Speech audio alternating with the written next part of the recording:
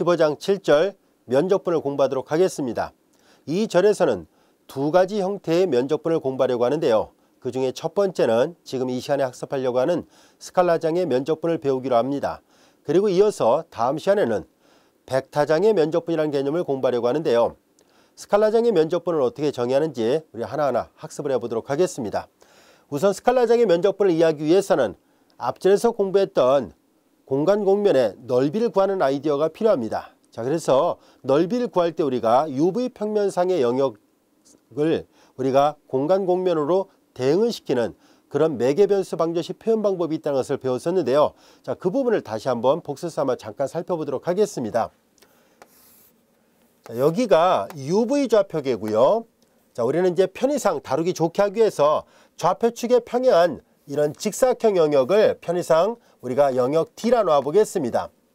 자, 그리고 이 안에 있는 임의점을 UV 좌표라 표시하고요. 이제 이 UV에 의해서 이 영역 D 안에 있는 UV에 의해서 X를 XUV로, Y를 YUV로, Z를 ZUV로 표시하게 되면은 우리는 앞서 다뤘던 것처럼 공간상의 공면을 표현할 수 있다는 것을 배웠었습니다. 자, 이와 같이 공간상의 어떤 공면을 편의상 S라 놓을까요? 자, 정역은 D라 놓은 거고요. 자, 이런 매개변수 표현 방법에 의해서 나타나는 공역을 우리가 S라 표시한 것입니다. 자, 이제 우리는 공면 S상에 놓이는 한 점을 XYZ라 했을 때 우리는 이 공면을 매개변수 방법으로 표현하면 이렇게 표현할 수 있고요. 이 공면을 벡터 형태로 표시하게 된다면 위치 벡터를 표시했을 때 RUV 이렇게 표시할 수 있었죠. 자, 그래서 우리는 X좌표도 UV로, Y좌표도 UV로, Z좌표도 UV로 표시할 수 있었습니다.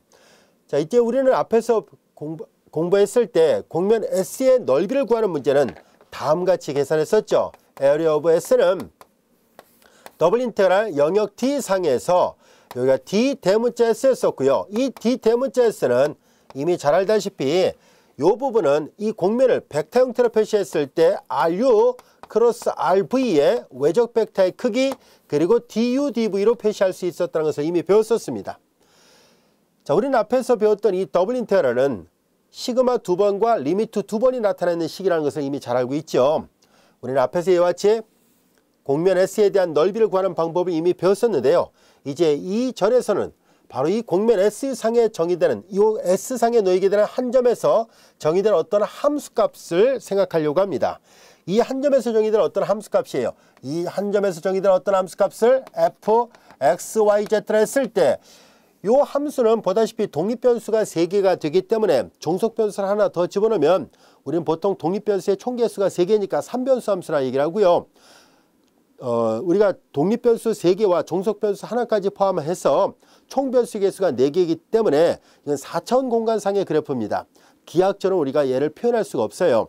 그래서 우리는 이렇게 독립변수가 3개인 3변수 함수는 기하학적인 의미는 우리가 찾을 수가 없습니다. 그러나 물리적 현상에 대해서는 많은 정보를 제공해 줄 수 있습니다. 예를 들어서 이 공간 공면상에 놓이게 되는 각각의 점에서 이 파란색으로 표시했던 함수가 밀도를 나타낸다든지 뭐 예를 들어서 뭐 다른 어떤 뭐 의미적으로 뭐 예를 들어서 위치를 나타내는 함수라든지 등등 여러 가지로 표현할 수 있겠죠. 그런 모든 것들을 우리는 다 같이 벡터의 개념이 들어있지 않다는 뜻에서 스칼라장 또는 스칼라 함수 이렇게 얘기를 하도록 하겠습니다. 자, 이와 같이 스칼라 함수가 주어졌을 때 주어진 공간 공면 S상에서 스칼라 함수의 면적분을 배우는 것이 지금 이 절의 학습 목표입니다. 자, 우리는 스칼라장의 면적분을 어떻게 약속하는지를 한번 알아보도록 할까요?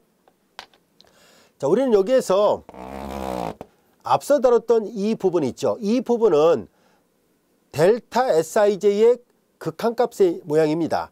자, 그래서 우리는 형식적으로 다음과 같이 스칼라장의 면적분을 정의하도록 하겠습니다. 이미 기본적인 기호 표기는 앞줄에서 다 배웠던 거라서 우리는 형식적으로 다음과 같이 약속을 하도록 할게요. 델타 SIJ는 이미 앞서 얘기했던 것처럼 얘를 U커브와 V커브로 잘게 구별을 했을 때 이 작은 영역의 모양을 SIJ로 놨을 때 이 작은 영역의 넓이를 델타 SIJ라고 표시를 했었습니다. 자, 이제 우리는 이 영역 안에 있는 한 표본점을 선택하도록 하죠. 이 안에 있는 한 표본점을 우리가 선택하고요. 그 표본점을 이제 선택을 했고 그것이 xi 스타, yj 스타, z 뭐 k라 쓰겠습니다. 편의상. 자, 이렇게 표시해 보도록 하겠습니다. 자, 여기도 그냥 ij로 그냥 통일감 있게 써볼까요? 새로운 점자 k를 쓰지 말고요. f 이렇게 쓰겠습니다. xij 스타, yij 스타, zij 스타 이렇게 표시하도록 하겠습니다. 이 스타를 붙인 것은 그냥 표본점이라는 것을 설명한 것 뿐입니다. 자, 이제 이렇게 함수값에다가 작은 영역의 크기, 이 영역의 크기를 곱한 거예요. 그리고 나서 이제 우리는 얘네들을 전부 다 한 번은 i에 대해서 i가 1부터 m까지라 보겠습니다. 또 한 번은 j에 대해서 j가 1부터 n까지라 보겠습니다. 이렇게 해서 다 더하고 난 뒤에 극한을 취하도록 하죠. 한 번은 m을 무한대로 또 한 번은 n을 무한대로 보내겠습니다. 자, 우리는 이 형식적으로 이 극한값이 존재한다면 이 극한값을 우리는 다음같이 써서 표시하기로 약속을 합니다. 이미 잘 알다시피 리미트 시그마 한 짝은 인테그랄 기호로 바꿀 수 있습니다. 리미트 시그마 한 짝을 인테그랄 기호로 바꾸니까 더블 인테그랄 이렇게 쓸 수 있을 것이고요. 그 다음에 이제 우리는 이 시그마 때문에 첨자를 붙였는데요. 시그마를 사용하지 않고 인테그랄 기호를 붙였으니까 첨자를 떼어버리고 리미트를 붙였으니까 이 스타 현상 표본점을 영역 안에 있는 모든 점으로 다 확대해서 생각할 수 있도록 보겠습니다. 그래서 x, y, z의 같이 될 것이고요. 그 다음에 여기 델타 sij는 앞서 다뤘던 것처럼 ds 이렇게 표시하도록 하겠습니다.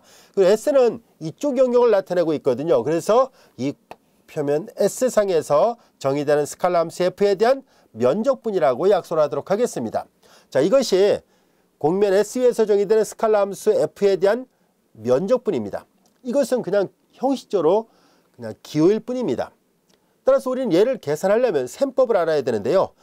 우리는 앞에서 마치 단일적분에서 인테그랄 fx dx가 형식적인 기호에 불과하고 얘를 셈을 하려면 미분적분하게 제2기본정리로부터 한 역도함수를 찾아서 대문자 fx를 할까요? 종점 대입하고 시점 대입한 거 빼서 계산한다는 것을 이미 배운 적이 있었죠. 그와 비슷한 방법으로 우리는 이 면적분은 하나의 기호일 뿐입니다. 이 기호를 계산하기 위해서는 이제 우리는 다음같이 앞서 배웠던 이 기호 표기를 활용하도록 하겠습니다. 바로 이 ds가 이 기호와 같은 의미거든요. 그래서 이제 실제로 계산할 때 이 공면 S상에서 정의되는 스칼라 함수 f, x, y, z, ds를 계산한 문제는 앞으로 이건 기호일 뿐이고요. 얘를 셈을 할 때 오른쪽으로 바꿔서 계산하려고 합니다.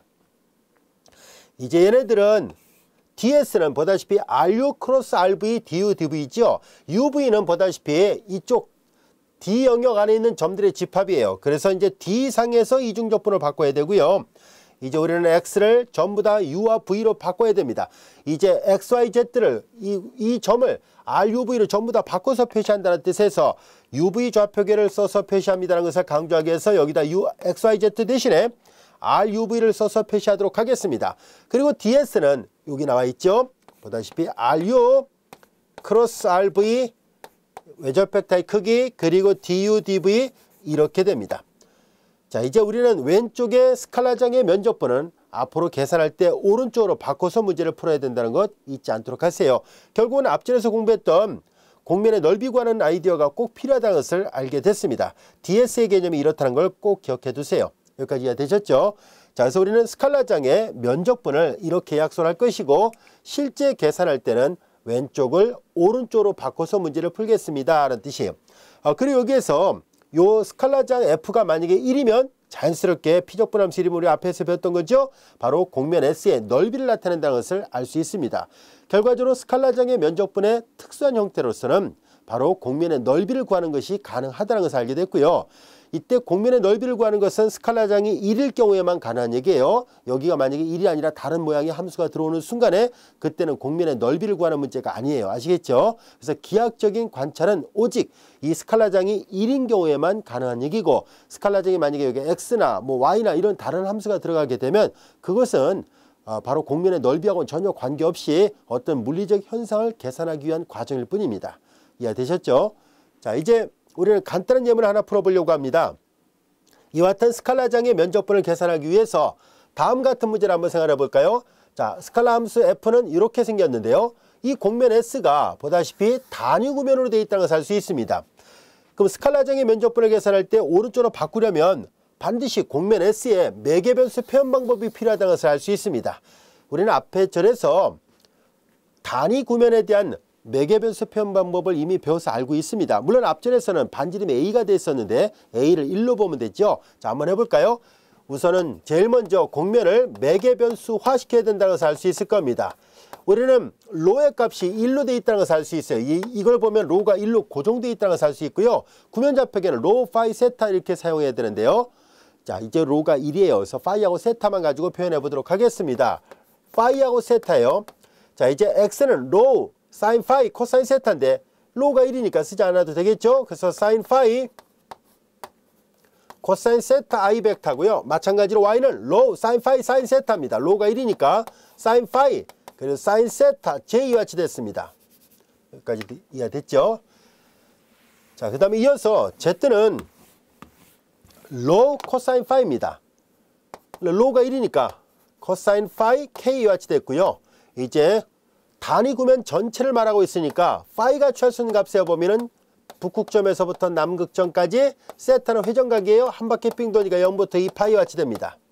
만약에 얘가 상반 구면이다 라고 했다면 파이는 0부터 2분의 파이 레디안까지만 갑니다. 세타는 0부터 2파이가 되고요. 이해됐죠? 그래서 잘 보고 결정을 해야 됩니다. 자, 이거는 구면 전체를 나타내고 있습니다. 구면 전체를 나타내고 있으니까 파이는 0부터 파이 레디안, 세타는 0부터 2파이요. 상반 구면이다. 즉 지구본으로 얘기했을 때 북반부만 얘기한다면 0부터 2분의 파이. 만약에 남반부만 얘기한다면 2분의 파이부터 파이라 쓰면 돼요. 아시겠죠? 자, 이제 우리의 관심은 R파이하고 R세타의 외적 벡터의 크기를 계산해야 됩니다. 자, 그런데 우리는 앞에서 이 R파이와 R세타의 외적 벡터의 크기는 이미 야코비안 값의 결과 일치한다는 것을 이미 앞에서 배웠어요. 로가 지금 1로 되어 있으니까 당연히 우리가 기대하는 결과는 R파이 크로스 R세타의 크기를 계산하면 사인 파이만 나와야 된다는 것을 알 수 있습니다. 자, 우리는 이미 알고 있지만 그래도 학교 시험 문제는 다 소수형 형태로 되어 있으니까 하나하나 풀어서 생각해 보도록 할게요. 자, 앞전에서 배웠던 거 복수 삼아 한다고 생각하세요. R을 파이에 대해서 편밀합니다. 자, 이렇게 IJK 결합 말고 그냥 순서상으로 표시하도록 하겠습니다. 사인 파이를 파이에 대해서 편밀하니까 코사인 파이 그리고 코사인 세타 되고요. 얘도 파이에 대해서 편밀하니까 코사인 파이, 사인 세타입니다. 얘를 파이에 대해서 편밀하니까 마이너스 사인 파이가 됐고요. R 세타를 계산합니다. 세타에 대해서 편밀하니까 마이너스 사인 파이 그리고 사인 세타가 됐고, 세타에 대해서 편밀하니까 사인 파이, 사인 미분하니까 코사인 세타, 세타가 없으니까 이게 제로예요. 자, 이제 이렇게 돼 있으므로 이제 R파이와 R세타의 외적 벡터를 계산하려고 합니다. 자, 이렇게 계산해서 이렇게 한 걸 빼죠. 사인 파이의 제곱, 그 다음에 코사인 세타 이렇게 곱한 값에서 이렇게 곱한 거 빼요. 이렇게 곱하니까 사인 파이의 제곱 사인 세타가 됐고요. 그 다음에 이렇게 곱하면 사인 파이 코사인 파이 그리고 코사인의 제곱이고요. 이렇게 곱한 거 빼는데 플러스가 되고 사인 파이 코사인 파이 공통이 있고 사인의 제곱이잖아요. 그래서 묶어내면 코사인 제곱 더하기 사인 제곱 1이라서 이것만 남습니다. 여기서 사인 파이가 다 공통이잖아요. 사인 파이를 바깥으로 묶어낼게요. 그리고 이 범위 내에서는 당연히 사인 파이 양수예요. 1, 2, 4분면에서 삼각함수 사인은 양수잖아요. 자, 공통한 사인 파이를 바깥으로 내보냈습니다. 여기 남은 것은 사인 파이와 코사인 세타, 여기도 사인 파이와 그리고 사인 세타, 여기는 코사인 파이만 남죠. 이렇게 됐습니다. 이제 우리는 R파이와 R세타의 외적 벡터의 크기가 필요합니다. 자, 요거는 양수니까 그대로 음수라면 마이너스 붙였어야 되죠. 그 크기를 해야 되니까 양수니까 그냥 쓰면 되고요. 그 다음에 루트 이제 이 부분을 계산합니다. 제곱들의 합입니다. 요 두 개를 먼저 제곱하니까 사인 파이 제곱 공통이라서 묶어내면은 코사인 제곱 더하기 사인 제곱 1이 되죠. 그래서 여기는 사인 파이의 제곱 이렇게 됐습니다. 그 다음에 뒤에 걸 제곱해서 더해야 되죠. 코사인 파이의 제곱이에요. 사인 제곱 더하기 코사인 제곱 1이라서 우리가 아까 기대했던 결과 사인 파이와 같이 됐습니다. 이해됐죠? 항상 일반적으로 여기가 만약에 로가 들어있었다면 로 제곱 사인 파이가 됩니다. 이해됐죠? 자, 이제 이와 같은 형태로 표시가 되고요. 그래서 이제 여기까지가 계산됐어요. 그 다음에 d 파이 d 세타를 구하면 되고 이제 스칼라장을 대입하고 바로 계산하면 되겠네요. 자, 이제 요 식에다가 대입해서 하나하나 계산을 해보도록 하겠습니다. 자, 이제 더블 인테그랄 공면 S상에서 x의 제곱 ds를 계산합니다. 자, 이제 영역 D상에서 적분해야 돼요. 이 D는 이걸 말합니다. 파이하고 세타가 취하는 값의 범위가 바로 D에 해당되고요. x 대신에 x가 이거예요. x 대신에 sin 파이 코사인 세타를 썼거든요. 그래서 sin 파이 코사인 세타 그리고 그거의 제곱이잖아요. sin 파이의 제곱 코사인 세타의 제곱. ds는 알파이 크로스 알 세타의 크기의 d 파이 d 세타예요. 이미 그걸 계산한 것이 sin 파이였죠. sin 파이 그 크기 그리고 d 파이 d 세타입니다. 자, 이제 파이도 상수관이고 세타도 상수관이니까 아무나 먼저 적분해도 돼요. 파이를 먼저 해볼까요? 0부터 파이, 세타는 0부터 2파이에 대한 이와 같이 됐습니다. 요 먼저 곱하니까 sin 파이의 3승 곱하기 코사인 세타의 제곱 d 파이 d 세타가 됐습니다. 자, 이제 피적분 함수는 서로 다른 종류의 함수끼리 곱이고 구간이 상수관이니까 각각의 적분의 곱으로 바꿔놓을 수 있겠군요. 인테그랄 0부터 자, 파이에 대해서 적분을 하는 걸 먼저 하겠습니다. 파이는 0부터 파이에 대한까지입니다. 그 다음에 sin 파이의 3승 d 파이가 될 것이고 그 다음에 인테그랄 0부터 세타에 대해서는 0부터 2파이예요. 세타는 0부터 2파이까지고요. 그 다음에 세타에 대해서 적분하니까 코사인 세타의 제곱 d 세타와 같이 되겠네요. 여기까지도 이해됐죠? 자, 우리는 앞에 거는요, 식을 변형한 다음에 치환 적분하면 됩니다. sin 파이의 3승은 한 번 더 쓰면 sin 파이의 제곱 곱하기 sin 파이의 1승이죠. 그 다음에 d 파이가 됐고요. 그 다음에 이제 뒤에 거는 여러분들 잘 알다시피 삼각함수 사인의 제곱, 코사인의 제곱, 하이퍼보리 사인의 제곱, 하이퍼보리 코사인의 제곱 이 네 개의 제곱은 바로 적분할 수 없다라고 이미 적분편에서부터 거듭 강조를 했었습니다. 얘네들은 반드시 2병으로 바꿔야 돼요. 2분의 1 플러스 코사인 2세타 이와 같이 됩니다.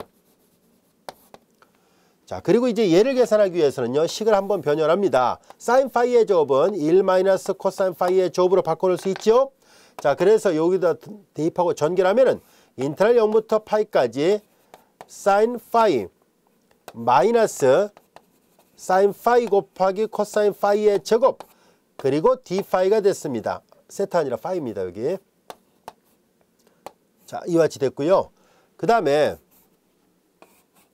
뒤는 바로 적분하겠습니다. 바로 적분해 버릴게요. 2분의 상수 바깥으로 내보내고 2를 세타로 적분하니까 세타, 코사인 2세타를 적분하면 2분의 1 사인 2세타입니다. 여기까지가 됐죠. 그리고 구간 0부터 2파이까지입니다. 자, 이제 이 앞에 건 계산해야 돼요. 사인 파이는 바로 적분할게요. 0부터 파이까지 적분하면 이거 2가 나옵니다. 그리고 이것도 바로 적분할까요? 삼각함수 사인과 코사인의 곱이 주어졌을 때 적어도 어느 하나가 홀수 차수로 하면 치환 적분이 된다라고 얘기를 했었죠. 뭐 간단하니까 암산으로 그냥 바로 계산하도록 하죠. 자, 요거 미분해 보세요. 3분의 코사인 파이의 3승을 파이에 대해서 미분하면 3 내려서 3분의 지워지고 코사인 파이의 제곱이 남고요. 합수함수 안에 것도 미분하니까 코사인 미분하면 마이너스 사인이 돼서 이거의 역도함수는 이거고 이거의 도함수는 이거예요. 앞에 건 이미 계산을 끝냈고요. 뒤에 것만 이제 미분적분하기 기본 정리 원리를 써서 이렇게 쓰면 되겠군요.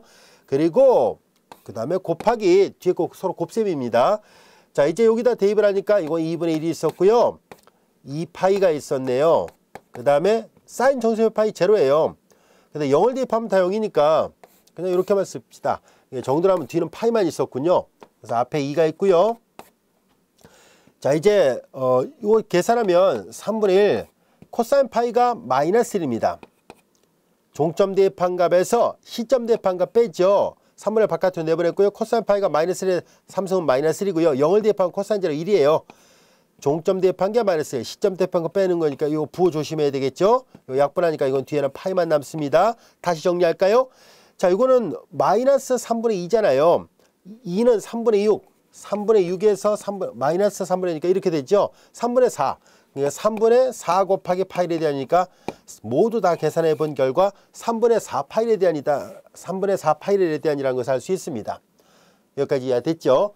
자, 이와 같이 단위 구면일 때 이와 같은 x제곱에 대한 면적분을 계산한 방법 계산 과정은 잘 보면 알 수 있듯이 필연적인 과정입니다. 어렵진 않습니다. 풀이가 좀 길다고 해서 항상 어려운 건 아니잖아요. 여러분들이 매 단계마다 필연적인 과정을 거치면은 이와 같은 스칼라장의 면적분을 구하는 게 그리 어렵지 않다는 것을 알 수 있을 겁니다. 또한 자주 반복적으로 연습을 해야 돼요. 왜냐하면 제일 먼저 할 때 이게 곡면을 매개 변수화시키는 방법이 익숙하지 않을 수 있습니다. 이거 자꾸 해야 되고요. 그 다음 과제는 뭐 여러분들이 앞에서 적분편에서 다 배웠던 그런 간단한 적분들이니까요. 자꾸 반복해서 열심히 노력해 주시기 바랍니다. 자, 이번에는 우리는 뭘 하려고 하냐면 용어를 하나 약속하려고 하는데요. 바로 스칼라장의 면적분이 갖고 있는 기하학적 의미는 피적분함수 1일 때 빼놓고 그때는 넓이를 구하는 문제가 된다라고 얘기를 했었죠. 그 경우 빼놓고는 사실 물리적 의미밖에는 거의 없어요. 그래서 우리는 스칼라장의 면적분이 갖고 있는 물리적 의미가 어떤 것이 있을까 하고 봤더니 바로 앞에서 우리가 배웠던 것처럼 질량이라는 것을 다루려고 할 때 바로 이 스칼라장의 면적분을 계산할 수 있습니다. 공간 곡면상의 각각의 질점마다 정의된 함수값이 만약에 밀도를 나타낸다고 가정한다면 그 밀도 함수를 그 곡면 S상에서 그 밀도 함수 자체가 스칼라 함수예요. 그 스칼라장의 면적분이 의미하는 바가 물리적으로는 질량을 구하는 문제가 됩니다. 라는 것을 말하려고 합니다. 자, 그래서 질량에 대한 정의는 이렇게 이와 같이 되어 있습니다. 요 로는 밀도 함수입니다. 우리 앞에서 F라고 썼던 것이 이제 로로 바뀌어졌을 때는 이제 물리적 의미로서 질량을 나타내고 있다는 것을 알 수 있고요.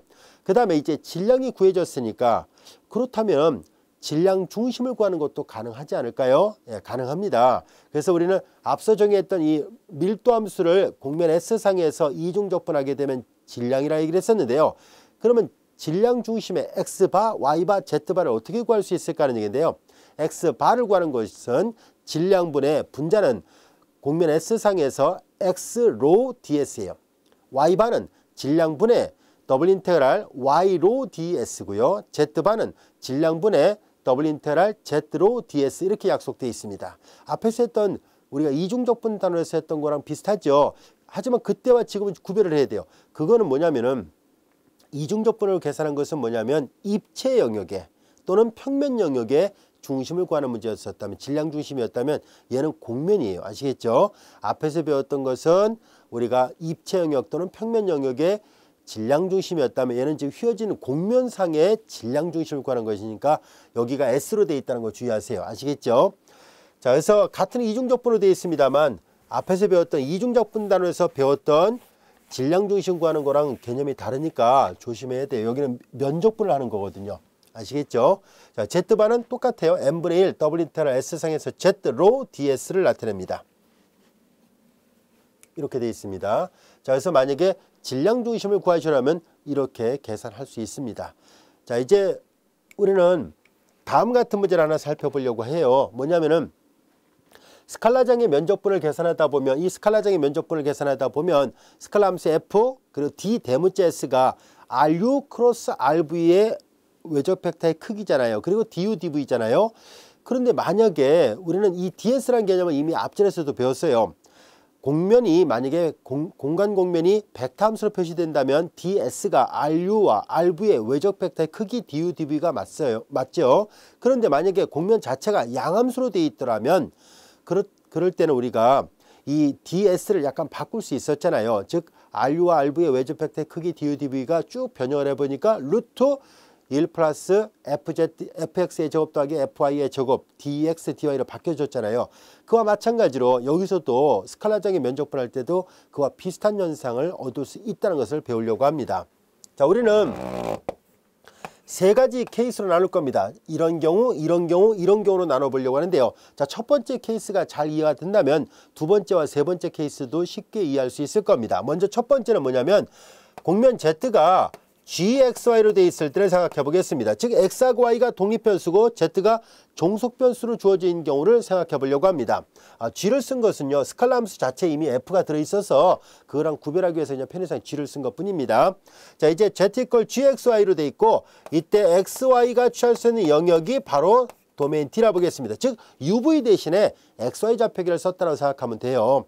자, 그럼 우리는 앞에서 뭘 배운 적이 있었냐면 이 DS를 계산할 때 우리는 RU 크로스 RV가 바로 이걸로 바뀌어졌었죠.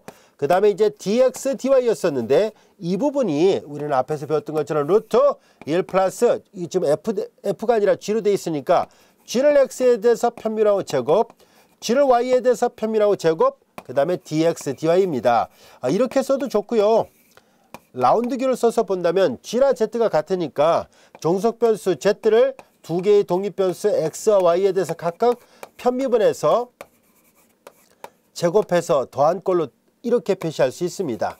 자, 결과적으로 넓이의 기본 요소 ds를 이렇게도 쓸 수 있었지만 만약 이런 공면이라면 이렇게도 표시할 수 있다는 것을 이미 앞전에서 배웠었으니까 이걸 이용해서 만약 공면이 양함수 형태로 되어 있다면 스칼라장의 면적분을 이런 모양으로 바꿀 수 있다는 것을 알 수 있습니다.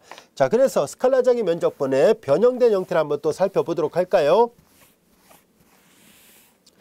자, 이제 스칼라장의 면적분의 변형된 형태 더블 인테그랄, 우리 이제 여기가 S상에서 함수 f, x, y, z 그리고 d 대문자 s 이렇게 돼 있을 때 이 z가 이런 식으로 표시가 됐다고 가정한다면 그러면 이제 얘네들은 이런 식으로 바꿀 수 있습니다. x, y는 그대로 쓰고요. x, y를 독립변수로 볼 거예요. uv 대신에 x, y를 쓴 거고요. z 대신에 g, x, y를 쓰려고 합니다. 그래서 g, x, y가 되고요. 그 다음에 ds 대신에 이걸 쓸 생각이에요. 루트 1 플러스 라운드 z 라운드 x의 전체 제곱, 라운드 z 라운드 y의 전체 제곱, 그리고 dx dy입니다. 여기까지 이해됐죠? 자, 첫 번째 케이스가 이해가 됐다면 같은 방법이에요. 이번엔 두 번째 경우를 보겠습니다. 지금 z가 종속변수고 xy가 독립변수일 때 이렇게 바뀌어졌다면 이번에는 이렇게 해볼까요? x가 종속변수고 y하고 z가 독립변수일 때를 생각해 보겠습니다. 편의상 함수는 똑같이 쥐어 놓겠습니다. g, y, z 꼴일 때입니다. 자, 그러면 이때는 영역 d가 뭘 나타내냐면 y하고 z가 속하는 영역을 d라 놓겠습니다. 그래서 이런 거랑 혼돈이 될지도 모르니까 편의상 구별해 볼게요. 여기는 xy 영역이고 여기는 편의상 YZ 영역이라는 것을 강조해 보도록 하겠습니다. 그냥 같은 D를 써도 무방합니다. 앞뒤 문명으로 구별하면 되는데요. 좀 더 자세하게 구별해 보도록 하겠습니다. 자, 그럼 여기서 또 똑같은 방법으로 D 대문자 S를 바꾸려고 하는데요. 이번에는 RY 크로스 RZ가 될 것이고 여기는 DY DZ가 됩니다. 이제 얘를 똑같은 방법으로 바꿔서 표시한다면은 아이디어는 똑같아요. XY가 독립변수일 때 종속변수를 독립변수에 대해서 각각 편미라고 제곱해 더해서 2를 더해서 루트 씌운 거잖아요. 여기서의 독립변수는 y하고 z니까 똑같은 방법으로 할까요? 요 단계는 건너뛰고 라운드를 쓸게요. g나 x가 똑같거든요. 그래서 x가 종속변수예요. 라운드 x, 라운드 y의 전체 제곱, 라운드 x, 라운드 z의 전체 제곱, 그리고 dy, 그리고 dz 이렇게 쓸 수 있겠네요. 따라서 우리는 ds가 구해졌으니까 더블 인테그랄 s상에서 f, x, y, z 스칼라장의 면적분을 하시오라 했을 때 공면 s가 이런 형태로 주어지는 경우라면은 이제 요 위와 비슷하게 d, 이번에는 y하고 z가 독립변수죠. 그러니까 dyz라고 쓰면 되고요. 그 다음에 이제 여기에서 x가 종속변수예요. 그래서 독립변수 yz로 바꿔놓고 여기는 y하고 z 이렇게 쓰면 되고요. 여기까지 됐죠? 그 다음에 루트 이 부분을 바꾸면 되겠네요. 1 플러스 라운드 x, 라운드 y의 전체 제곱, 라운드 x, 라운드 z의 전체 제곱, 그리고 dy dz입니다. 자, 두 번째 경우나 첫 번째 경우나 대동소이하니까 이거 하나만 알면 이것도 금방 이해할 수 있을 거예요. 그래서 책에서 저자가 이 하나만 설명해 놨는데요. 비슷한 방법으로 이렇게 유도가 가능합니다. 자, 한 가지 더 해보겠습니다. 만약에 세 번째 경우에요. y가 만약에 종속변수라면 문제에 따라서 그게 달라질 수 있으니까 이렇게 구별해 보겠다는 뜻이에요. 그러면 이제 x하고 z가 속하는 영역이 d가 되고 이제 xz 영역이 독립변수라는 것을 강조하기 위해서 이렇게 쓰겠습니다. 자, 그러면 이제 우리는 똑같은 방법으로 ds를 한번 계산해 볼까요? 이번엔 독립변수가 x하고 그리고 z잖아요. 그리고 이제 dx, dz가 되고요. 앞에서 했던 것처럼 독립변수 y가 종속변수고 x하고 z가 독립변수예요. 그래서 1 플러스 라운드 y 독립변수를 두 개의 이 종속변수를 독립변수에 대해서 각각 편미분하고 제곱하고 dx, dz가 돼야 되겠죠. 그럼 마찬가지로 이제 스칼라장의 면적분을 계산해 보도록 하죠. 더블 인테그랄 S상에서 f x, y, z, ds는 이제 이 영역은 xz 영역이에요. 그래서 y가 종속 변수니까 x는 그대로 쓰고요. y 대신에 gxz, 여긴 z가 되겠죠. 이렇게 다 바꾸란 얘기입니다. 이렇게 다 바꿔서 표시하세요라는 얘기고요. 그 다음에 이제 여기다가 ds 대신에 이걸 대입하도록 하죠. 1 플러스 라운드 y, 라운드 x의 제곱, 라운드 y, 라운드 z의 제곱, 그리고 dx, dz가 됩니다. 자, 이제 결과적으로 만약에 양함수 형태로 주어질 때 어떤 형태로 주어지는지에 따라서 이렇게 스칼라장의 면적분은 그때그때 표현 방법이 달라질 수도 있구나 라는 것을 알 수 있습니다. 비록 쓰기를 이렇게 다양하게 썼지만 한 가지 룰만 잘 알면 뭐 이거 다 똑같은 이치예요. 이해됐죠? 자, 그러면 이렇게 우리는 스칼라장의 면적분을 다루려고 할 때 공면이 양함수 형태로 되어 있으면 이런 식으로 표시할 수 있구나 하는 것을 알게 됐습니다. 자, 그러면 거기에 걸맞는 예문을 하나 풀어보도록 할까요?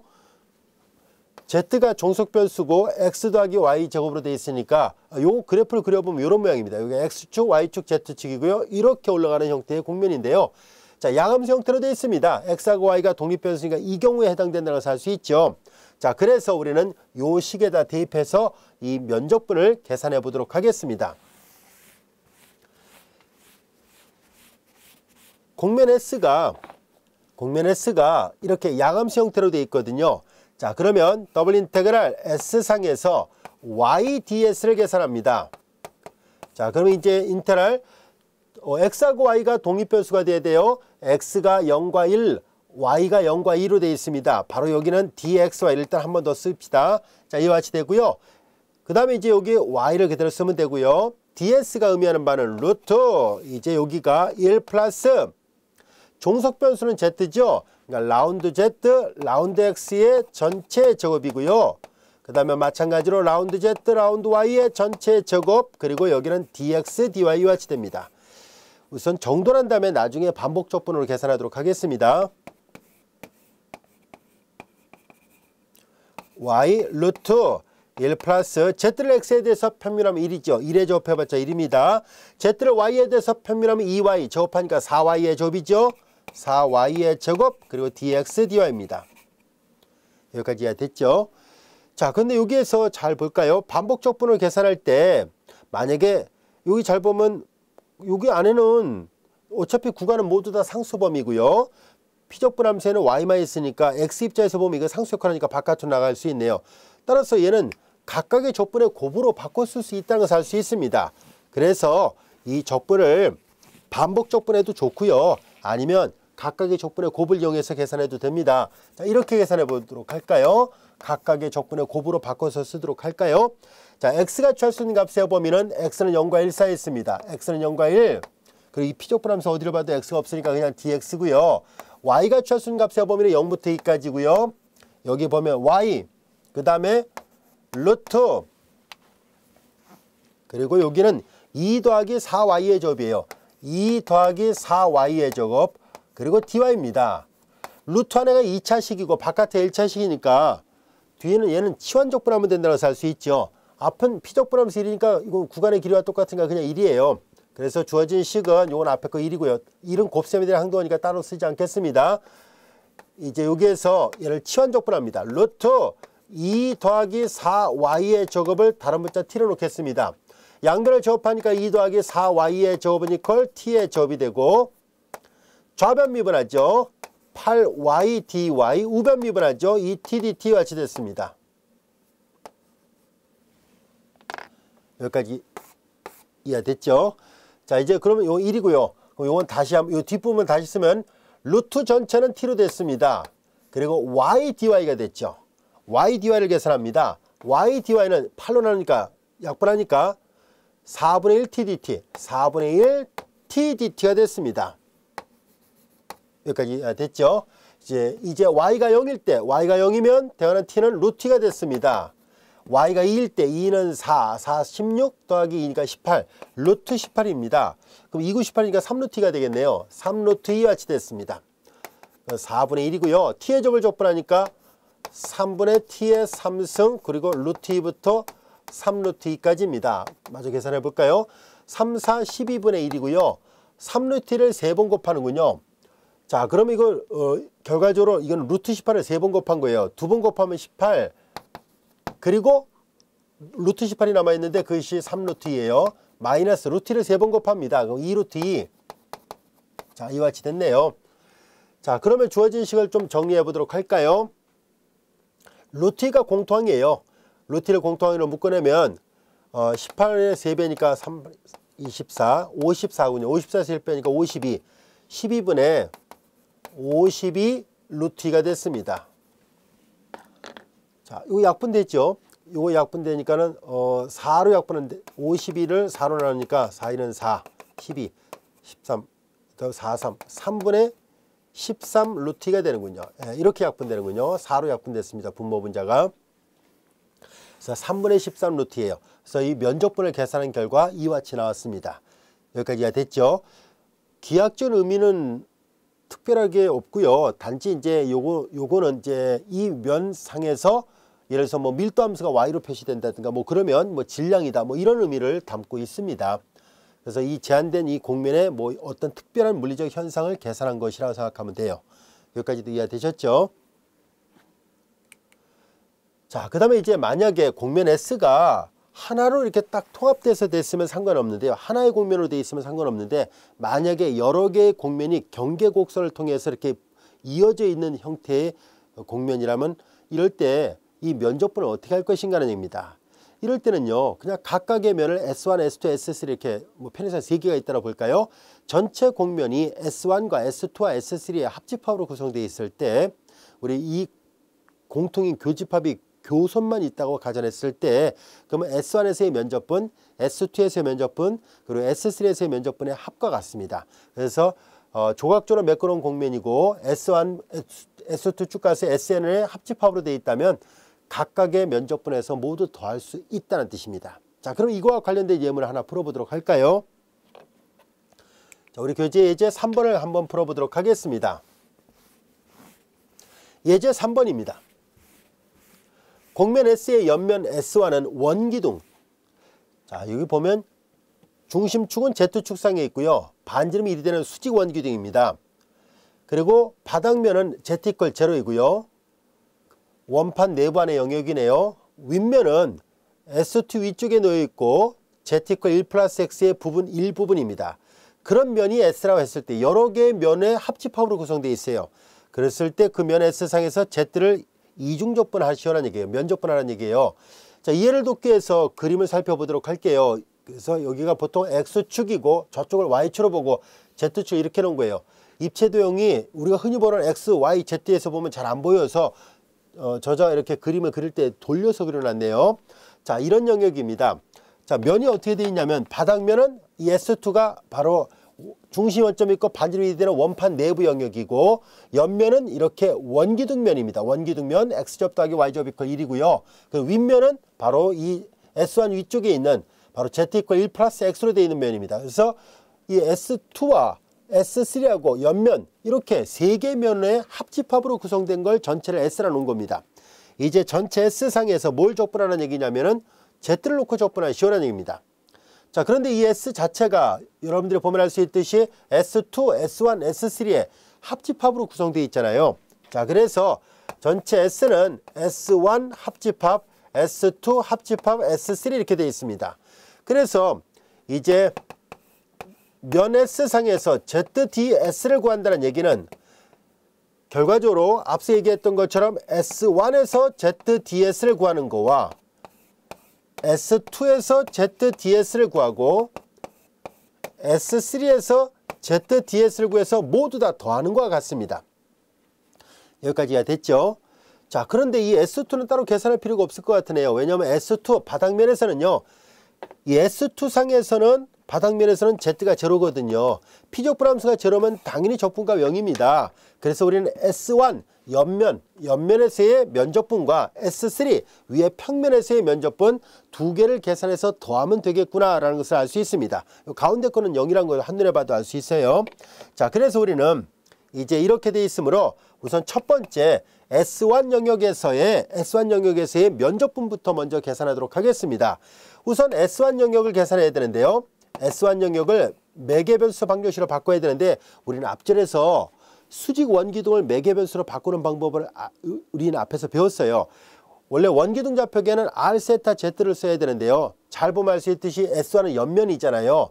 얘가 반지름이 되는 원기둥의 옆면이에요. 그러니까 R은 이미 1로 고정되어 있습니다. R이 1로 고정되어 있으니까 여기에서는 그러면 세타하고 Z를 이용해서 R, 세타, Z 중에서 R이 1이니까 상수가 되어버렸으니까 변수는 세타하고 Z만 갖고 선택하도록 하겠습니다. 자, 이제 그렇다면은 원기둥 좌표계에서 여러분들이 잘 알다시피 지금 R은 1로 고정되어 있잖아요. X는 R 코사인 세타거든요. X를 써야 돼요. X는 R 코사인 세타인데 R이 1이니까 그냥 코사인 세타 I 벡터, 그리고 Y는 R 사인 세타인데 R이 1이죠. 그러니까 사인 세타 J 벡터. 그리고 여기 Z는 그냥 씁니다. Z. 그런데 Z는 어떻게 되는지 한번 볼까요? 이 Z는요, 잘 들여다보면 알 수 있듯이 이 옆면이 아무리 올라가 봤자 이 경계선을 넘지 못하죠.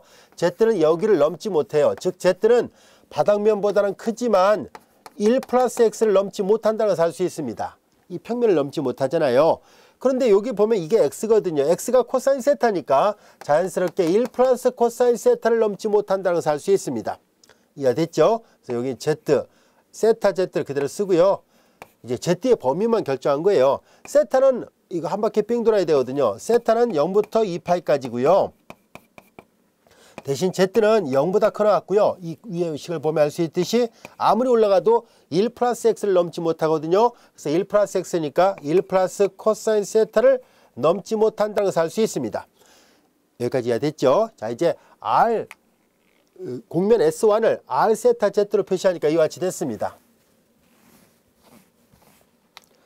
자, 이제 여기에서 우리는 이 DS를 계산해야 되잖아요. DS를 계산하기 위해서 R세타하고 RZ를 계산해서 외적 벡터의 크기를 계산해야 되겠죠. R세타를 계산합니다. R세타를 계산하니까 순서선을 표시할게요. 얘네들 세타에 대해서 편밀하면 마이너스 사인 세타, 사인 미분하니까 코사인 세타, 여기는 세타가 없으니까 제로가 되죠. 그 다음에 RZ를 계산합니다. 자, 여기는 Z가 없어요. 여기는 제로, 여기도 제로, 여기만 있네요. 1 이렇게 됐습니다. 그래서 R세타와 RZ의 외적 벡터를 계산합니다. 자, 이렇게 계산하니까 코사인 세타만 남고 이렇게 한 거에서 이렇게 한 거 빼니까 사인 세타만 남죠. 이렇게 계산하고요. 이렇게 곱한 값에서 이렇게 곱한 거 빼야 돼요. 그 다음 이렇게 계산하니까 제로가 됐습니다. 따라서 R세타와 RZ의 외적 벡터를 계산해 보니까 루트 제곱이에요. 근데 코사인 세타의 제곱 더하기 사인 세타의 제곱 더 0의 제곱 해봤자 0은 덧셈에 대한 항도니까 안 써도 되겠죠. 자, 이제 요거 크기죠. 요거의 크기를 계산해 본 결과 요거 1이 나왔다는 것을 알게 됐습니다. 이제 다 됐네요. S1 상에서의 면적분을 계산합니다. 더블 인터럴 S1 상에서 ZDS를 계산해 본 결과 이제 영역 D예요. 이게 D가 취할 수 있는 값은 이거예요.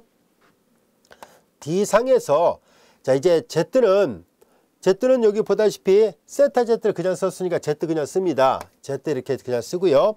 그 다음에 DS가 R세타 크로스 RZ의 크기 그리고 D세타 DZ인데 요거 1이니까 바로 쓰면 D세타 DZ가 됐습니다. 이해됐죠? 여기 내려오면서 자, 이제 우리 여기에서 얘를 반복 적분으로 바꿔야 되겠죠. Z가 취할 수 있는 값의 범위, Z가 변수하니까 먼저 적분합니다. 0부터 1 플러스 코사인 세타까지 0부터 1 플러스 코사인 세타 DZ가 될 것이고 그 다음에 D세타 바깥으로 갑니다. 세타가 취할 수 있는 값은 0부터 2파이에 대한 까지입니다. 인터널 0부터 2파이까지가 되고 Z를 Z에 대해서 적분하니까 2분의 Z의 제곱 그리고 구간 0부터 1 플러스 코사인 세타 D세타입니다. 2분의 상수니까 바깥으로 내보내고 0부터 2파이 그리고 1 플러스 코사인 세타의 제곱이죠. 1 플러스 한 번 더 씁시다. 1 플러스 코사인 세타의 제곱이니까 이거 전개해서 적분해야 돼요. 여기다 계산해 보도록 하죠. 2분의 1 인테그랄 0부터 2파이까지가 되고요. 다 전개하니까 1 플러스 2배 코사인 세타 플러스 코사인의 제곱은 바로 적분할 수 없습니다. 그래서 여기서도 한 번 더 2배으로 바꾸죠. 2분의 1 플러스 코사인 2세타와 같이 됐습니다. 그리고 d세타요. 여기까지가 됐죠. 자, 이제 주어진 식에서 앞에 2분의 1이 있었고요. 인테그랄 0부터 2파이까지가 되고 1 더하기 2분의 1, 2분의 1하고 1을 더하니까 2분의 3입니다. 한 번 더 씁시다. 이렇게 2 코사인 세타가 됐고요. 플러스 여기는 2분의 1, 그 다음에 코사인 2세타예요. 그 다음에 d세타입니다. 이제 얘네들을 이게 숫자만 정리한 것 뿐이고요. 이제 얘네들을 바로 적분해 보도록 할까요? 2분의 1. 자, 여기는 2분의 3세타가 되고요. 자, 2 사인 세타가 됐죠. 그리고 요거는 4분의 1 사인 2세타가 됩니다. 0부터 2파이까지가 됐죠. 왜냐면 이거 미분하면 세타에 대해서 미분하면 이와 같이 됐죠. 세타에 대해서 미분하고 세타에 대해서 미분하면 각각 이와 같이 됩니다. 사인 미분하고 코사인이고 합성하면서 안에 것도 미분하면 2하고 약분해서 2분의 1이 됐죠. 자, 이제 종점 대입한 값에서 시점 대입한 값 빼는데요. 자, 정수협파이는 사인은 다 제로가 돼요. 요것만 대입하면 2파이를 대입하니까 6파이를 이러니까 3파이만 남는군요. 3파이가 됐고요. 0을 대입한 건 다 0이에요. 그래서 이건 2분의 3파이가 되는군요. 자, 이제 S1 상에서의 면적분을 계산한 결과 2분의 3파이가 됐습니다. 여기까지가 됐죠. 자, 우리는 S2 상에서의 면적분은 0이고 S1 상에서의 면적분은 지금 2분의 3파이 됐으니까 S3 상에서의 면적분만 계산하면 되겠네요. 자, 비슷한 방법으로 이제 S3 상에서의 면적분을 계산하려고 합니다. 자, S3는 이 그림에서 보면 알 수 있듯이 위에 뚜껑 부분에 해당되는 면이에요. 자, 그래서 S3를 역시 공면을 매개변수화 시키려고 하는데요. 그런데 여기 공면을 잘 보면 Z 이퀄 1 플러스 X로 되어 있으니까 양함수 형태로 되어 있네요. 그쵸? 양함수 형태로 되어 있으면 굳이 UV를 쓰지 말고 그냥 XY를 그대로 쓰면 된다고 했었죠? X는 X로, Y는 Y로, Z는 1 플러스 X 이렇게 쓰면 됩니다. 자, 이제 그러면은 R을 X에 대해서 편미분해야 되죠. 아니면 이렇게 하나하나 계산해도 되고요. 우리는 이미 양함수로 표시되어 있을 때 이 Rx 크로스 Ry의 외적 벡터의 크기 dx, dy가 루트로 나온다는 것을 이미 잘 알고 있죠. 그렇게 해서 바로 써도 됩니다. 이왕 이걸 썼으니까 마저 계산해 보도록 할까요? x에 대해서 편미하면 1, 0, 1이 되고요. Ry에 대해서 편미하니까 0, 1, 0가 됐습니다. 바로 루트를 써도 됩니다. 이미 알고 있으니까요. 근데 이제 배우는 과정이니까 한번 연습을 다시 해보려는 것 뿐이에요. Rx 크로스 Ry를 계산해 보니까 자, 이제 하나하나 계산해 보면 이렇게 해서 이렇게 한 거 빼니까 마이너스 1이고 이렇게 해서 이렇게 계산한 것은 0이고요. 1 이와 같이 됐습니다. 자, 따라서 이제 우리는 Rx와 Ry의 외적 벡터의 크기를 계산해 보니까 제곱 합의 루트를 씌워봤자 루트 2가 됐습니다. 이제 그러면 S3 상에서의 면적분을 똑같이 계산해 보도록 하겠습니다. 이제 더블 인테그랄 S3 상에서 Z 똑같이 ZDS를 계산합니다. 영역 D 상에서 이제 Z 대신에 1 플러스 X를 써야 되겠죠. 1 플러스 X 그리고 여기는 Rx 크로스 Ry가 보다시피 루트 2로 나왔습니다. 자, 그래서 여기는 루트 2 직접 계산해도 돼요. 루트 1 더하기 Z를 X에 대해서 표현하고 제곱 더하기 Z를 Y에 대해서 표현하고 제곱해봤자 이게 똑같은 값이 나옵니다. 그 다음에 이제 여기는 dx, dy가 됩니다. 루트 2는 상수니까 바깥으로 내보내고요. 이제 D가 취할 수 있는 값의 범위는 자, 이제 XY 평면, 이게 XY를 사용하잖아요. XY 평면상에서는 보다시피 중심 원점이 있고 반지름이 1이 되는 원판 내부 영역이라는 것을 알 수 있습니다. 중심의 원점이 있고 반지름이 1이 되는 원판 내부 영역이니까 적분 영역이 원의 형태를 띠고 있으니까 얘를 극좌표로 바꾸도록 하죠. R은 0부터 1, 세타는 한 바퀴 삥 도니까 0부터 2파이에요. 1 플러스 X는 R 코사인 세타예요. 원판 내부 영역 전체를 계산하거든요. 자, 이와 같이 됐고요. 자, 그 다음에 우리는 이제 요걸 바꾼 거죠. 1, 그 다음에 X는 R 코사인 세타고 루트는 나갔고요. dx, dy는 R, dr, d 세타 이와 같이 됩니다. 루트 2가 됐고요. 그 다음에 이제 이 안에 어디를 봐도 여기 세타 있군요. 그럼 반복 적분을 계산해야겠네요. 0부터 2파이까지가 되어 있고요. 자, 전개합니다. R을 한 번 더 씁시다. 0부터 1까지 R 플러스 요 전개하니까 R 제곱 코사인 세타 그리고 DR D 세타입니다. 순차적으로 계산하겠습니다. 루트 0부터 2파이까지 자, 요걸 계산하죠. R에 대해서 적분하니까 2분의 R의 제곱 플러스 3분의 R의 3승 그리고 코사인 세타 그리고 R을 0부터 1까지 D 세타입니다. 자, 이들을 마저 계산해 보도록 하겠습니다. 루트 2 인테그랄 0부터 2파이까지 종점 대입하죠. 2분의 1 플러스 3분의 1 코사인 세타가 됐습니다. 0을 대입하면 0이군요. D 세타가 됐네요. 자, 이제 루트 2 이들을 이제 다시 세타에 대해서 적분합니다. 2분의 1 그냥 2분의 세타를 씁시다. 그 다음에 이제 3분의 1 코사인 적분하면 사인 세타가 되죠. 그리고 0부터 2파이까지예요. 종점 대입한 값에서 시점 대입한 값 뺍니다. 사인 정수의 파이 제로고요. 0을 대입하면 다 0이니까 이것만 계산하면 되네요. 2파이를 2로 나눴으니까 파이, 루트 2파이와 같이 됐습니다. 자, S3 상에서의 면적분도 구했고요. S1 상에서의 적분도 구했습니다. 이거 3번식이라고요. S2 상에서의 적분은 0이에요. 자, 그래서 여기다 마저 쓰겠습니다. 따라서 앞서 얘기한 것처럼 S상에서 피적분함수 ZDS를 구하는 것은 S1, S2, S3 상에서의 적분들의 총합이에요. S1에서의 적분은 2분의 3파이였었고요. S2에서의 적분은 0입니다. 이거는 왜냐하면 Z가 제로이니까요. S2 바닥에서는요. 그리고 이제 루트 2파이니까 이렇게 됐습니다. 그럼 파이가 공통인수니까 묶어내면 2분의 3 플러스 루트 2 바깥의 전체 파이와 같이 적분됩니다.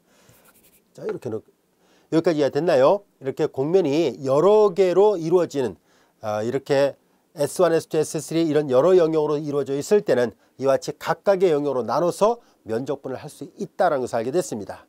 여기까지 이해 되셨습니까? 자, 지금까지 우리 교재 안에서는 스칼라장의 면적분을 계산하는 방법을 알아봤고요. 자, 이제 우리는 이 다음 시간에 벡터장의 면적분에 대해서 같이 공부하도록 하겠습니다.